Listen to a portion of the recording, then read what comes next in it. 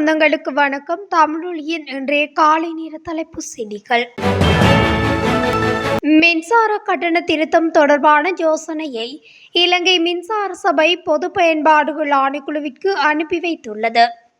இதேவேளை அது தொடர்பான யோசனையை மதிப்பீடு செய்து பொதுமக்களின் கருத்துக்களை பெற்றதன் பின்னர் ஆணைக்குழு இறுதி முடிவை அறிவிக்கும் என தெரிவிக்கப்பட்டுள்ளது.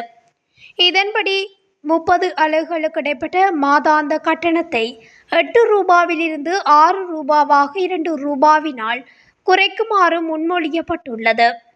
அத்துடன் 31 தொடக்கம் 60 அலகுகளுக்கு இடைப்பட்ட மாதாந்த கட்டணத்தை 20 ரூபாவிலிருந்து 9 ரூபாவாக 11 ரூபாவினாலும் குறைக்க முன்மொழிவில் குறிப்பிடப்பட்டுள்ளது. மேலும் 61 தொடக்கம் 90 அலகுகளுக்கு இடைப்பட்ட மாதாந்த கட்டணத்தை 18 ரூபாவாக அறவிடுமாறும் தெரிவிக்கப்பட்டுள்ளது. 91 தொடக்கம் 120 அலகுகளுக்கு இடையில் மாதாந்த கட்டணத்தை 50 ரூபாவிலிருந்து 30 ரூபாவாக 20 ரூபாவாலும் குறைக்கவும் முன்மொழியப்பட்டுள்ளமை குறிப்பிடத்தக்கது. இலங்கையில் உள்ள தேசிய பாடசாலைகளுக்கு 2500 புதிய ஆசிரியர் நியமனங்களை ஜூலை 3ஆம் தேதி வழங்குவதற்கு ஏற்பாடுகள் செய்யப்பட்டுள்ளதாக கல்வி அமைச்சர் சுசில் பிரேமஜயந்த தெரிவித்துள்ளார்.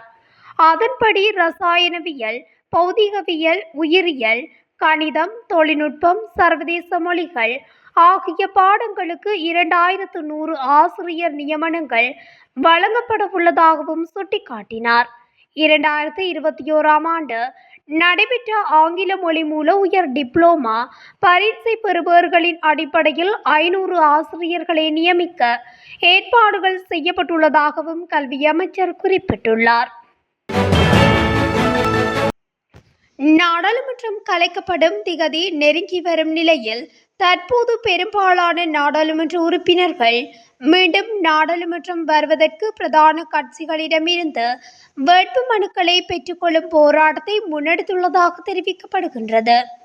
எதிர்வரும் அக்டோபர் மாதம் 5ஆம் தேதி அதிபர் தேர்தல் நடைபெறும் எனவும் அதிபர் தேர்தலில் வெற்றி பெற்றவுடன் நாடாளுமன்றம் கலைக்கப்பட்டு பொது தேர்தல் நடத்தப்படும் என அனைத்து முக்கிய வேட்பாளர்களும் அறிவித்துள்ளதாகவும் தற்போது தகவல்கள் வெளியாகியுள்ளன. நீடிக்கப்பட்ட கடன் வசதியின் 2வது மீளாய்வுக்கான அனுமதி கிடைக்கப்பெற்றுள்ளமை மகிழ்ச்சி அளிக்கின்றது என நிதி ராஜாங்க அமைச்சர் ரஞ்சித் யாமலப்பட்டிய தெரிவித்துள்ளார்.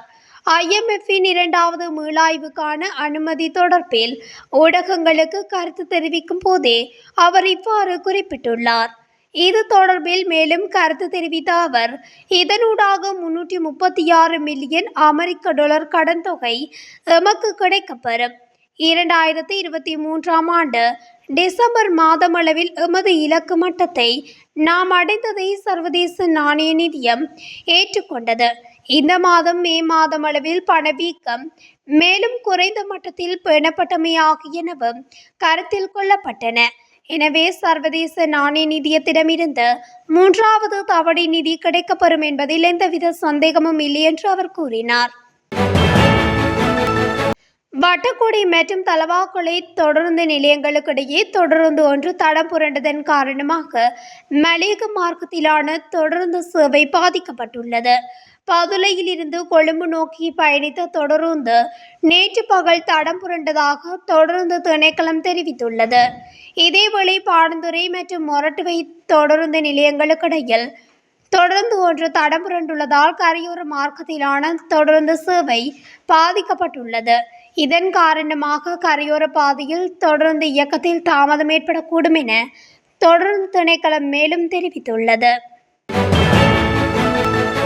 கிளிநொச்சி தர்மபுரம் மத்திய கல்லூரியில் 20 மாணவர்கள் நேற்று குளவிக்கொட்டுக்கு இலக்காகியுள்ளதாக தெரிவிக்கப்பட்டுள்ளது.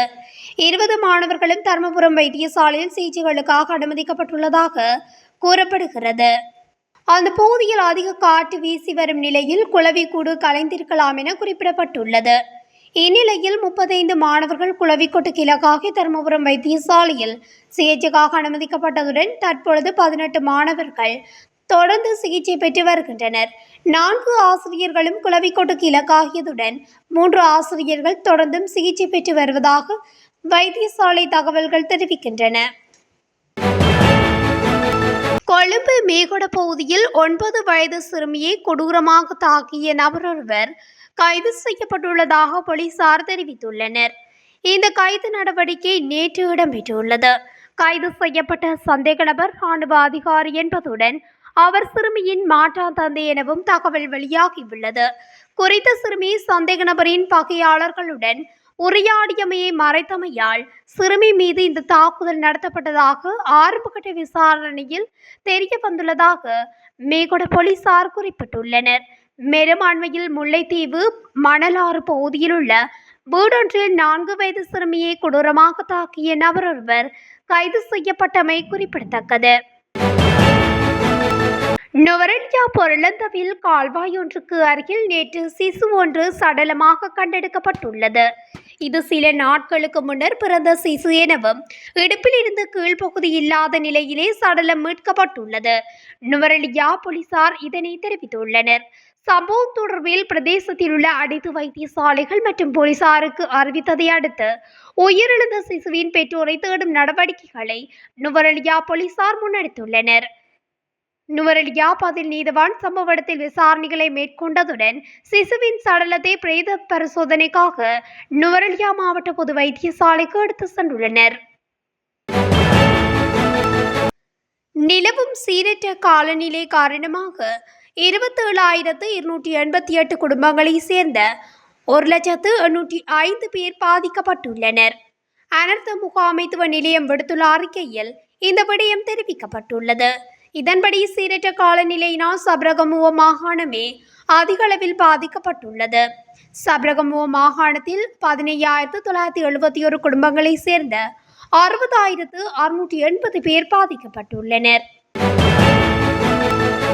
2023-2024 கல்வியாண்டுக்கான பல்கலைக்கழக அனுமதிக்கான நிகழ்நிலை விண்ணப்பங்கள் தொடர்பில் பல்கலைக்கழக மானியங்கள் ஆணைக்குழு அறிவித்துள்ளது. இதற்கமைய 2024 ஜூன் 14 முதல் உயர்தரத்தில் சித்தியடைந்த மாணவர்கள் தமது விண்ணப்பங்களை சமர்ப்பிக்க முடியும் என ஆணைக்குழு தெரிவித்துள்ளது. அதன்படி இன்று காலை 6 மணி முதல் எமது உத்தியோகபூர்வ இணையதளத்தின் ஊடாக விண்ணப்பங்களை சமர்ப்பிக்க முடியும் எனவும் இதேவேளை விண்ணப்பங்களை சமர்ப்பிப்பதற்கான இறுதி நாள் ஜூலை 5 என பல்கலைக்கழக மானியங்கள் ஆணைக்குழுவின் தலைவர் சிரேஷ்ட பேராசிரியர் சம்பத் அமர்துங்க தெரிவித்துள்ளார். 2023 ஆண்டுக்கான உயர்தர பரீட்சையில் தோற்றி பல்கலைக்கழக அனுமதிக்கு தகுதி பெற்றவர்கள் விண்ணப்பிக்க முடியும் என்பதும் குறிப்பிடத்தக்கது. யாழ்ப்பாணத்தில் வன்முறை குழு ஒன்று அட்டகாசத்தில் ஈடுபட்டதுடன் வீட்டில் இருந்த நகை மற்றும் பணம் என்பவற்றையும் திருடிச் சென்ற சம்பவம் பதிவாகியுள்ளது. குறித்த சம்பவமானது வட்டுக்கோட்டை பகுதியில் நேற்று மதியம் இடம்பெற்றுள்ளது. இச்சம்பவம் குறித்து மேலும் தெரிய வருகையில் குறித்த வீட்டில் உள்ளவர்கள் வெளியே சென்றிருந்த வேளையில் நேற்று மதியம் அந்த வீட்டுக்கு வன்முறை குழுவினர் புகுந்துள்ளனர். இச்சம்பவம் குறித்து மேலும் தெரிய வருகையில் குறித்த வீட்டில் உள்ளவர்கள் வெளியே சென்றிருந்த வேளையில் நேற்று மதியம் அந்த வீட்டுக்கு வன்முறை கும்பல் புகுந்துள்ளனர் என கூறப்பட்டுள்ளது. இஸ்ரேலில் வேலை வாங்கி தருவதாக கூறி பண மோசடி செய்த நில்மினி என்ற பெண்ணை வெளிநாட்டு வேலைவாய்ப்பு பணியகத்தின் விசேட புலனாய்வு பிரிவின் அதிகாரிகள் கைது செய்துள்ளனர். கதிர்காமம் கோதமிகம பிரதேசத்தைச் சேர்ந்த பெண்ணொருவர் 1,68,09,000 ரூபாய் பணத்தை பெற்று வாக்குறுதி அளித்தபடி வேலை வழங்கவில்லை என நபர் ஒருவர் செய்த முறைப்பாட்டின் அடிப்படையில் சந்தேக நபரான பயிர்கள் மஞ்சள் நிறமாவதை தடுக்க பூந்தி உரம் இட வேண்டும் என வேளாண்மை துறையினர் விவசாயிகளை கேட்டுக்கொண்டுள்ளனர். இந்த நாட்களில் சில பிரதேசங்களில் பயிரிடப்பட்ட நெற்பயிர்கள் மஞ்சள் நிறமாக மாறியுள்ளதாக வெளியாகியுள்ள செய்திகள் தொடர்பில் கருத்து தெரிவிக்கும் போதே விவசாய திணைக்களம் இதனை தெரிவித்துள்ளது. தண்டுகள் மஞ்சள் நிறமாக மாறுவது ஒரு நோய் அல்ல, மாறாக தண்டுகளுக்கு சரியான ஊட்டச்சத்து இல்லாததால் ஏற்படும் ஊட்டச்சத்து குறைபாடு என்று படலக்குட ஆராய்ச்சி மற்றும் மேம்பாட்டு நிறுவனம் கூறுகிறது. பெரும்பாலான விவசாயிகள் நெல் சாகுபடிக்கு யூரியா உரத்தை பயன்படுத்தினாலும் பூந்தி உரம் இடுவதற்கு நடவடிக்கை எடுக்காததால் தண்டுகள் மஞ்சள் நிறமாக மாறியுள்ளதாக நெல் ஆராய்ச்சி நிறுவனம் தெரிவித்துள்ளது. ஒவ்வொரு ஹெக்டேர் நெற் செய்கைக்கும் அரசாங்கம் 15,000 ரூபாவை மானியமாக வழங்குவதுடன் இதுவரை விவசாய அபிவிருத்தி திணைக்களம் கிட்டத்தட்ட 4,500 மில்லியன் ரூபாவை விவசாயிகளின் கணக்கில் வரவு வைக்க நடவடிக்கை எடுத்துள்ளது. யாழ்ப்பாணம் அச்சுவேலியில் உள்ள ஊடகவியலாளர் ஒருவரின் வீட்டின் மீது இனம் தெரியாத நபர்கள் புகுந்து உடைமைகளுக்கு தீ வைத்து வன்முறையில் ஈடுபட்டுள்ள சம்பவம் வியாழக்கிழமை அதிகாலை 12:15 மணியளவில் இடம்பெற்றுள்ளது. அச்சுவேலி பத்தமேனி காளிகோவில் பகுதியில் உள்ள ஊடகவியலாளர் தம்பித்துரை பிரதீபனின் வீட்டின் மீது இவ்வாறு தாக்குதல் நடத்தப்பட்டுள்ளது. 2 மோட்டார் சைக்கிள்களில் வந்த 5 பேர் கொண்ட வன்முறை கும்பல் குறித்த வன்முறையில் ஈடுபட்டுள்ளதாக தெரிய வருகிறது. இதன்போது வீட்டிற்கு வெளியே இருந்த மோட்டார் சைக்கிள் மற்றும் முச்சக்கர வண்டி உள்ளிட்ட வாகனங்கள் மற்றும் சொத்துக்கள் ஆயுதங்களால் தாக்கி தீ வைத்து கொளுத்தப்பட்டுள்ளது.